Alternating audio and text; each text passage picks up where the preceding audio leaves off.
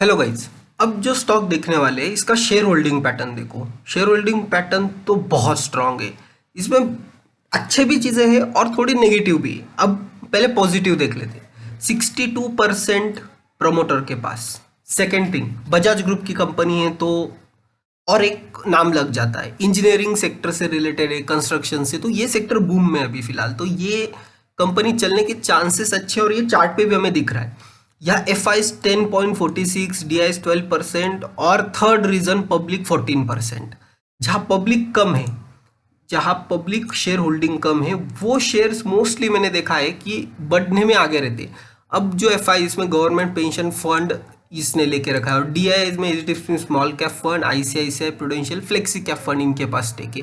तो company strong हाथों में, मैं देखता हूँ कभी भी आईसीआईसीआई का फंड को किस में अगर स्टेक लेता है तो वो बहुत स्ट्रांग हाथों में जाता है। और ये रही बात शेयर होल्डिंग की, तो बजाज होल्डिंग एंड इन्वेस्टमेंट के पास 16%, जमनालाल सन्स के पास 19.59 एंड किरण बजाज और बजाज फैमिलीज के पास ये बाकी के स्टेक है।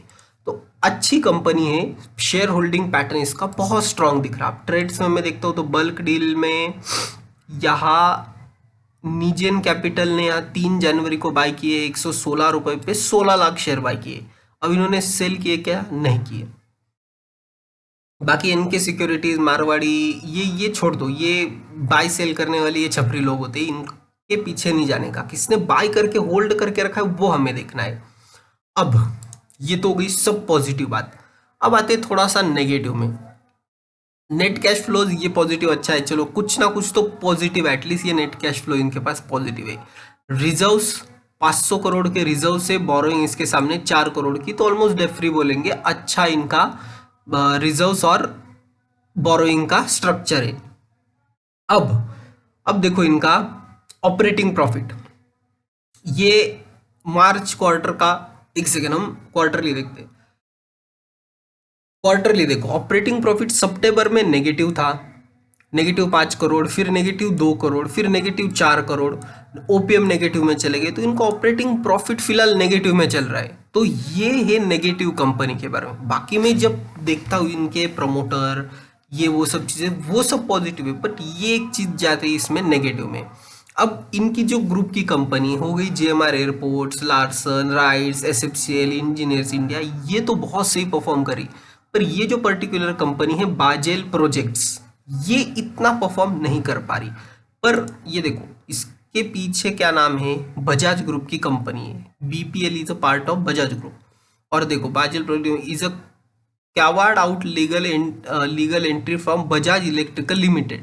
It's EPC segment company, power transmission and power distribution, ये सब इनका काम है। अब इनका देखो, in house design, testing, procurement, manufacturing, installment and commission of project, इनका मेन बिजनेस देखते हैं हम कहाँ से आता है।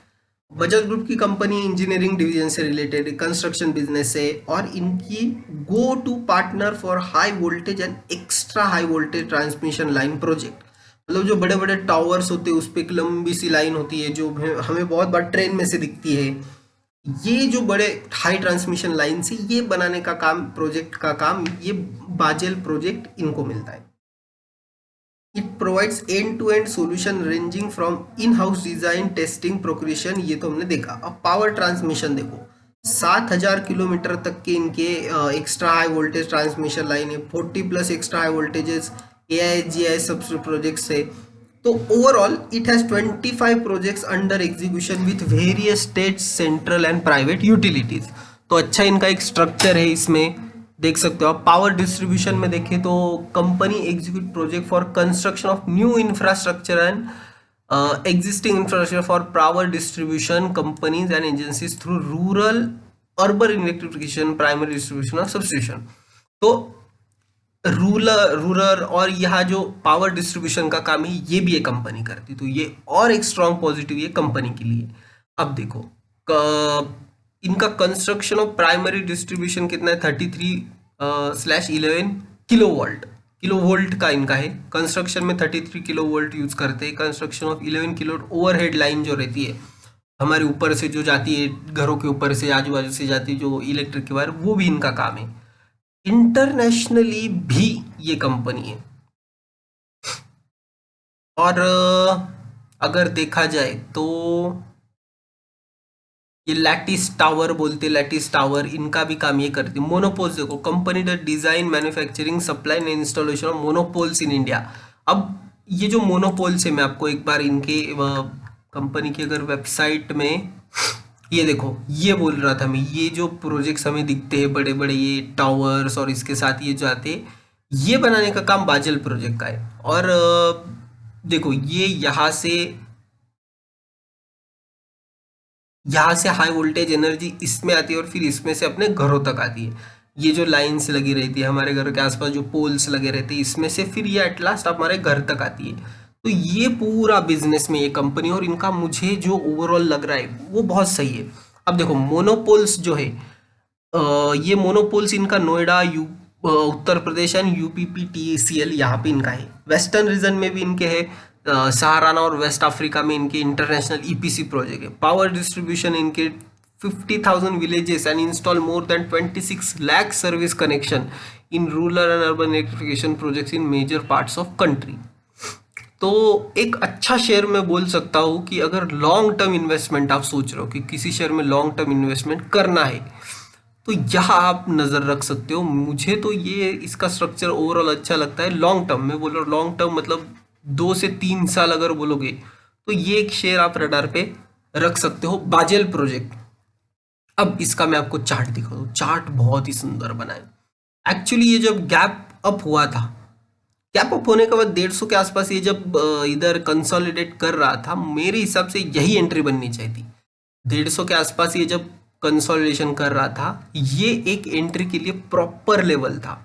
तो अभी देखो, मार्केट में अगर गिरावट आए और ये शेयर इस लेवल में मिले, इस लेवल के आसपास मिल जाए, तो यहाँ एंट्री करना स्टार्ट करना है। 150, 155, 150, 140, 3 हिस्सों में हमें एंट्री करनी है, और फिर इसे लंबी अवधि के लिए रखना है। 500 तक के इसमें हम ऊपर के टारगेट रख सकते हैं, मतलब ये बहुत ज़्यादा हो गए। पर अगर ये इलेक्ट्रिक की जो कंपनी है ये अगर चलने लगी तो ये बहुत अच्छा रिटर्न देती है। जैसे कि अगर मैं देखूँ आपको, वो कौन सा एक बिजली करके एक शेयर है, भारत बिजली। एक सेकेंड मैं आपको दिखाता हूँ। भारत नहीं, बिजली, बीबीएल, भारत बिजली। अगर आप देखोगे तो ये चार्ट देखो कैसे ये कॉन्स्टेंटली चलता गया, चलता गया, चलता, मतलब ये इसने जो रिटर्न्स दिए लॉन्ग टर्म में ये बहुत सही दिए। तो ऐसे ही ये कंपनी भी आपको रिटर्न दे सकती है, बेशर्त आपको इसको लंबे अवधि के लिए होल्ड करना पड़ेगा। तो अगर लंबा प्रोजेक्शन है अच्छी खासी, अगर आप लॉन्ग टर्म इन्वेस्टर हो, तो इसे आप लॉन्ग टर्म के लिए रख सकते हो।